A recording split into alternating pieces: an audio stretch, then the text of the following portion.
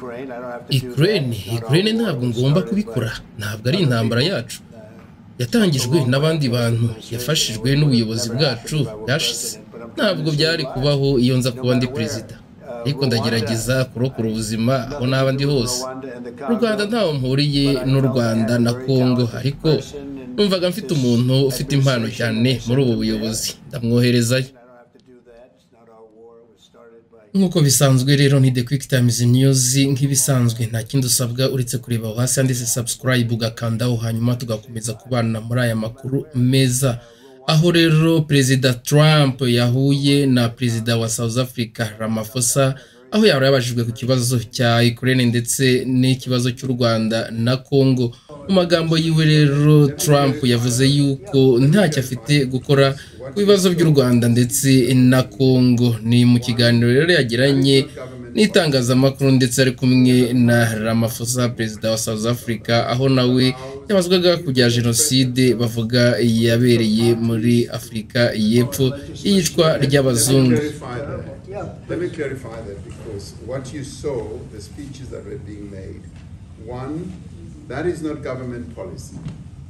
We have a multi-party democracy in South Africa that allows people to express themselves, political parties to... Rero ubwo Trump yari amaze kwereka Perezida wa Afurika y'Epfo Ramaphosa video z'imbwirwaruhame za Marema ndetse n'abandi, aho bagendaga bamamaza ko bazica abazungu ndetse bakabambura n'ubutaka bwabo. Ahangaha niho Perezida wa Afurika y'Epfo Ramaphosa yagize ati, reka rero ngusobanurire ku birebana n'ibyo ngibyo wabonye. Disikuru za Marema rero imwe ntabwo ari politike ya leta. Dufite demokarasi y'ishyaka rirenga muri Afurika y'Epfo, bituma rero abantu bigaragaza bakishyira bakizana. Ni politike rero zitandukanye, kandi akenshi cyangwa rimwe na rimwe izo politike ntizijyana na politike ya leta.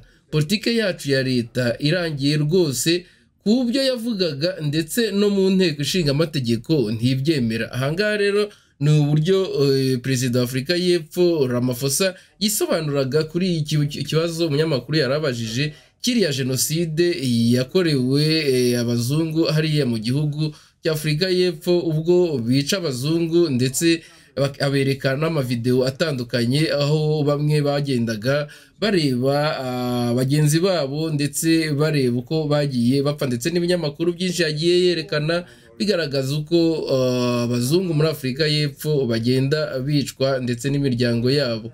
Aha rero ngira ngo Perezida wa Afurika y'Epfo akomeza avuga ati, kandi ishyaka rito ryo rero ni amashyaka mato mato, ni amashyaka rero amenyerewe mu kubaho mu bijyanye n'itegeko nshinga ryabo, ariko agaragaza yuko gufata isambu cyangwa se gukora ibindi bijyanye n'ibyo no gufata ubutaka bw'abaturage, ibyo ngibyo mu gihugu cya Afurika y'Epfo avuga ko we bitemewe, avuga ko ntawe ushobora gufata isambu. Aha niho rero Ramaphosa yageragezaga gusobanurira Trump yuko nubwo avuga ko abazungu aribo bicwa muri Afurika y'Epfo, ariko ubwicanyi buhabera, Ramaphosa we yagerageje kuvuga yuko benshi muri bo mu bicwa ari abirabura. Kandi agerageza kumvisha Trump yuko ubu rwose bafite abahinzi b'abirabura ndetse n'abahinzi b'abazungu. Rero bishatse kuvuga yuko abahinzi ntabwo ari abo b'abazungu sibo bicwa gusa, ko abenshi bicwa na abaturage b'igihugu cya Afurika y'Epfo.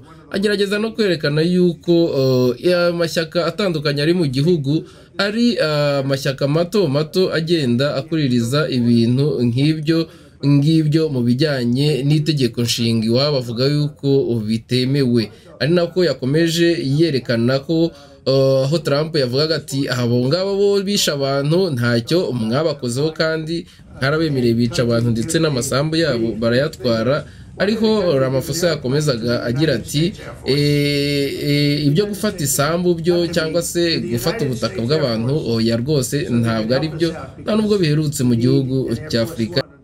Aha rero nagaciyemo gato bw'umunyamakuru yari yunzemo ikibazo gitandukanye na Sije bari bariho, ubwo yabazaga Trump kuri jet imaze iminsi ivugwa mu binyamakuru yahawe ngira ngo n'Abarabu, aho Trump yahise amusubiza amurakariye cyane, anamubwira yuko nta munyamakuru w'umwuga umurimo kuba yareba ibyo bari kuvugaho ku mfu ziturenga igihumbi z'abantu bari kuvugaho, akaba we ashishikajwe no kuvuga ku byo guhabwa indege na Qatar. Ngira ngo aho rero yabajije Ramaphosa ati ese mwe muri Afurika y'Epfo nta ndege mufite yo kuduha, nibwo Ramaphosa nawe yagiraga ati twe ubwacu rwose mumbabarire ntabwo mfite indege yo kubaha, ahubwo igihugu cyawe cyatanze ingabo muri Zunze Ubumwe za Amerika nubwo cyahawe indege. Ngewe Trump we yavugaga ko baramutse bamuhaye indege nawe nabwo yayifata.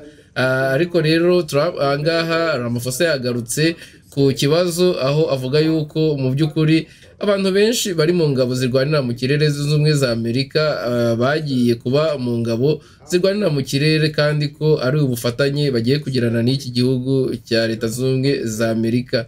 Avuga yuko kandi atekereza ko ari cyo kibazo gikomeye cyane kuko bagiye kuba mu ngabo Zunze Ubumwe za Amerika igihe kirekire, ariko ibyo bibazo bagomba kubanza bakabikemura. Yeah, in many ways, I mean, one should say you are a partner of South Africa, and you are raising concerns, and these are concerns that we are willing to talk to you about. Let me just add quickly, you know,